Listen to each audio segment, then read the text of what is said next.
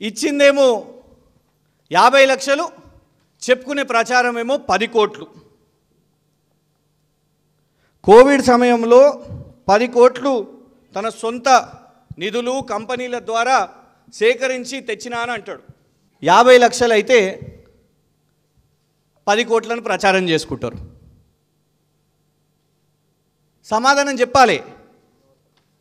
ఎక్కడున్నాయి, ఎక్కడిచ్చినవు? ఇవాళ అబద్ధాలు చెప్పుకుంటూ ప్రచారం చేసుకుంటూ ఇగోండి పొంగులేటి శ్రీనివాసరెడ్డి గారు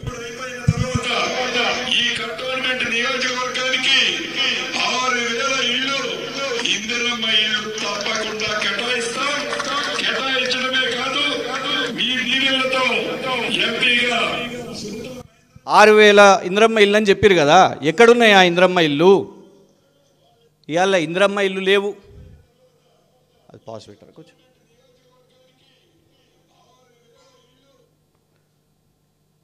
ఇల్లు లేవు, పట్టాలు లేవు, స్పోర్ట్స్ కాంప్లెక్స్ లేదు. ఇవ్వండి 125 సంవత్సరాల క్రితం ఆనాడు బ్రిటిష్ వాళ్ళ కాలంలో మొదలుపెట్టిన బొల్లారం హాస్పిటల్ని 10 కోట్ల రూపాయలు సొంతంగా వివిధ కంపెనీల ద్వారా సేకరించి ఇవాళ బొల్లారం హాస్పిటల్ని కూడా మనం ప్రారంభించి ఇచ్చింది 50 లక్షలు, చెప్పుకునేది 10 కోట్లు. అట్లనే ఉన్నది 4000 కోట్ల కథ కూడా. అక్కడ ఏమి కనబడది, ఈ కాలీఫ్లవర్ తప్ప. కంటోన్మెంట్లో జూబ్లీ హిల్స్ ప్రజలకు ఇవాళ పెడుతున్నట్టు ఈ కాలీఫ్లవర్ తప్ప ఏమీ కనబడేటట్లేదు.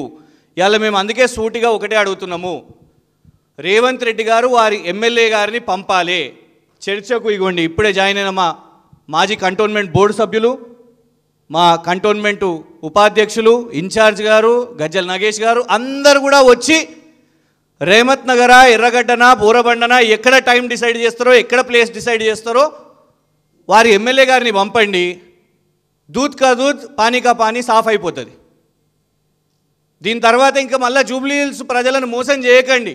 సెంటిమెంట్ అని అంటున్నారు. సెంటిమెంట్ అని వల్ల రేవంత్ రెడ్డి గారు అనొచ్చా? ఎవరు అసలు మీ కంటోన్మెంటు ఉప ఎన్నికలో మీ అభ్యర్థి ఎవరు? అద్దెకి తెచ్చుకున్న వ్యక్తి. బీజేపీ నుంచి తెచ్చుకొని మీరు కంటోన్మెంట్లో కాంగ్రెస్ తరఫు నుంచి పోటీ పెట్టిర్రు.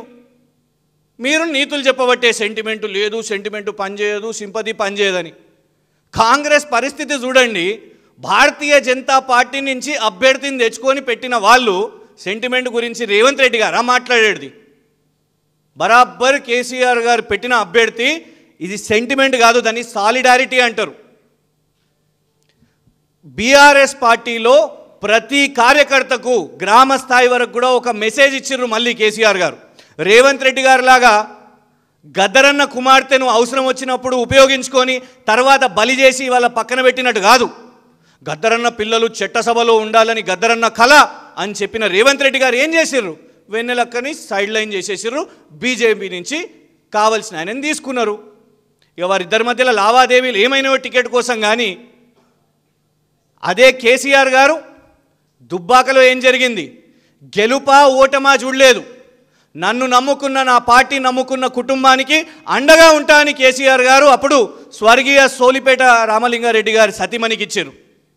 ఆ తర్వాత నాగార్జున సాగర్ ఉప ఎన్నికలో ఏం జరిగింది? నోముల నరసింహయ్య గారి కుమారుడు నోముల భగత్ గారికి ఇచ్చారు. కంటోన్మెంట్లో స్వర్గీయ సాయన్న గారి కుమార్తె లాస్యానందిత గారు అకాలంగా మరణం చెందిన తర్వాత నివేదిత గారికి, ఆ కుటుంబానికి భరోసాగా వాళ్ళతో పాటు అండగా నిలబడ్డారు. ఇవాళ సేమ్ అదే విధంగా మాగంటి గోపీనాథ్ గారి సతీమణి మాగంటి సునీత గారికి అవకాశం ఇస్తే అక్కసుతో సెంటిమెంటు లేదు. వారి కంటతడి ఆర్టిఫిషియలు, ఫేకు. బాధాకరం ఏంటంటే కాంగ్రెస్ అభ్యర్థి తీసుకుపోయి రిటర్నింగ్ ఆఫీసర్ ముందు వారు అసలు మాగంటి గోపీనాథ్ గారు సతీమనే కాదు అని మాట్లాడడం గింత దౌర్భాగ్య రాజకీయాలా? సెంటిమెంట్ ఉందా లేదా అది ప్రజలు నిర్ణయిస్తారు. కానీ మహిళలను చూడకుండా దిగజారుడు రాజకీయాలు చేస్తూ దాన్ని ఏదో గొప్పగా చేసినట్టు, బీజేపీని అద్దెకు తెచ్చుకున్నట్టు, దాన్ని నువ్వు కంటోన్మెంట్ ఏదో గొప్ప చేసినట్టు ఇవాళ అక్కడ ప్రచారం చేసుకుంటే జూబ్లీ హిల్స్ ప్రజలు మోసపోరు. కంటోన్మెంట్ ఉప ఎన్నికల్లో నువ్వు చేసిన మోసం, తెలంగాణ అసెంబ్లీ ఎన్నికల్లో నువ్వు చేసిన మోసం, ఇవాళ జూబ్లీ హిల్స్ ఉప ఎన్నికల్లో బుద్ధి చెప్పడానికి సిద్ధంగా ఉన్నారు. మేము రేవంత్ రెడ్డి గారికి బహిరంగ సవాల్ ఇస్తున్నాం. ఎక్కడున్నాయి నీ 4000 కోట్లు? ఎక్కడున్నాయి నీ ఇంద్రమ్మ ఇల్లు? ఎక్కడ ఉన్నాయి నీ పట్టాలు? ఎక్కడున్నది నీ రెగ్యులరైజేషను? ఎక్కడున్నది నీ డిజిటల్ హెల్త్ ప్రొఫైల్ కార్డు? ఇవన్నీ చూపెట్టడానికి రేవంత్ రెడ్డి గారు వారి కంటోన్మెంట్ కాంగ్రెస్ ఎమ్మెల్యేని బహిరంగ చర్చకు పంపిస్తారా లేదా అని సవాల్ ఇస్తున్నాం.